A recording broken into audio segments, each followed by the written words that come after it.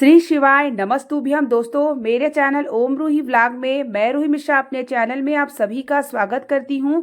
आज हम सभी वीडियो में जानेंगे कि सावन मास की शुक्ल पक्ष की पंचमी तिथि यानी नाग पंचमी की पूजन का महत्व क्या होता है। बहुत ही श्रेष्ठ जानकारी और साथ ही इस दिन भगवान शिव की आराधना हमें किस प्रकार से करना चाहिए, ये संपूर्ण जानकारी प्राप्त करने के लिए वीडियो के अंत तक बने रहिएगा। वीडियो को लाइक और कमेंट में हर हर महादेव का नारा जरूर लगाइएगा। तो सबसे पहले हम जानेंगे कि नाग पंचमी की पूजन का महत्व क्या होता है। देखिए, नाग पंचमी के दिन सभी लोग नाग देवता की पूजन तो करते हैं, लेकिन ये भी जानना हमारे लिए जरूरी होता है कि नाग पंचमी के दिन अगर हम भगवान शिवलिंग पर एक लोटा जल अर्पित करते हैं तो उससे क्या होता है। जब आप कोई भी परिवार का सदस्य नाग पंचमी के दिन एक लोटा जल शिवलिंग पर अर्पित करते हैं तो उनके परिवार के सदस्य यानी जो 7 पीढ़ी भी उनको मुक्ति नहीं मिली है, एक लोटे जल से उनको मुक्ति मिल जाती है। तो परिवार का सदस्य हर सदस्य को एक लोटा जल शिवलिंग पर पंचमी की तिथि के दिन यानी सावन मास की जो पंचमी नाग पंचमी पड़ती है, एक लोटा जल जरूर अर्पित करना चाहिए अपने पूर्वजों की 7 पीढ़ी की पूर्वजों की मुक्ति के लिए। तो किसी न किसी परिवार के सदस्य में ऐसा जरूर होता है, तो अपने पूर्वजों की मुक्ति के लिए परिवार के सदस्य को एक लोटा जल शिवलिंग पर जरूर अर्पित करना चाहिए, जिससे आपके पूर्वजों को मुक्ति मिलती है। और इस दिन नाग देवता की पूजा करने से काल सर्प दोष से बचा जाता है और साथ ही हमारे भगवान शिव के गले में नाग देवता विराजमान होते हैं। तो नाग देवता के साथ भगवान शिव की आराधना इस दिन की जाती है।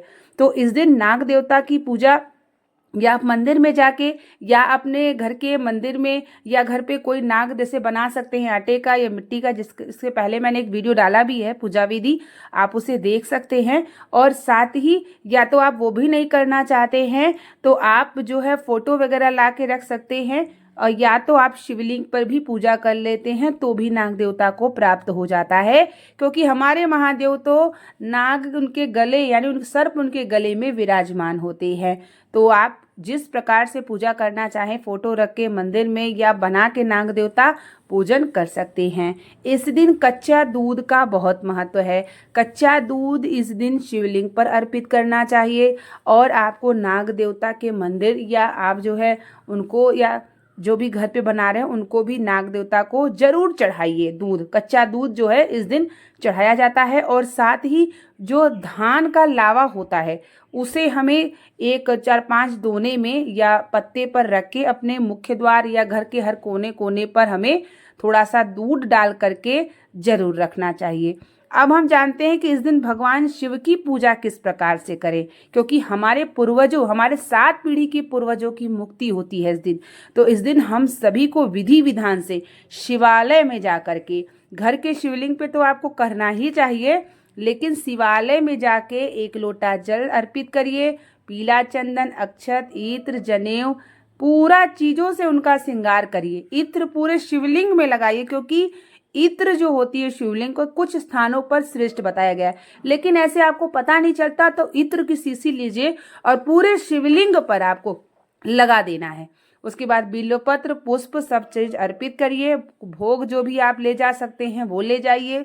दीपक धूपबत्ती से दिखा करके भगवान शिव से जो है कृपा मांगिए कि हे मेरे महादेव, आज नाग पंचमी का त्योहार है, हमारे घर में हर प्रकार की कृपा बना के रखे, हमारे पूर्वजों को मुक्ति दें और साथ ही हमारे घर के कोई भी सदस्य को काल्प सर्प दोष ना लगे और ना हो, इसके लिए भी प्रार्थना जरूर करें।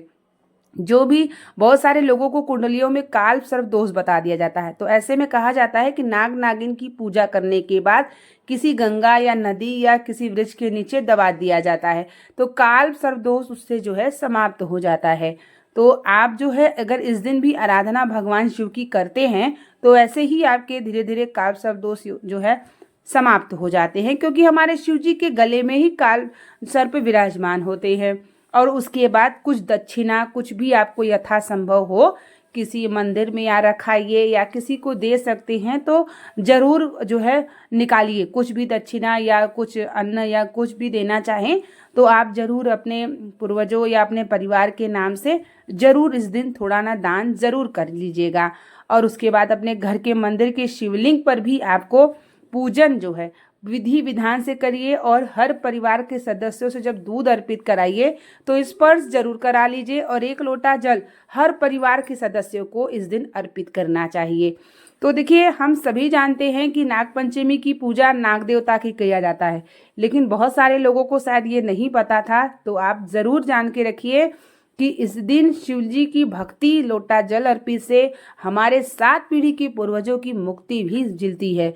तो हम सभी को अपने पूर्वजों के नाम पर 1 लोटा जल जरूर शिवालय में जाकर के अर्पित करना है, जिससे शिव जी की कृपा उन पर हो।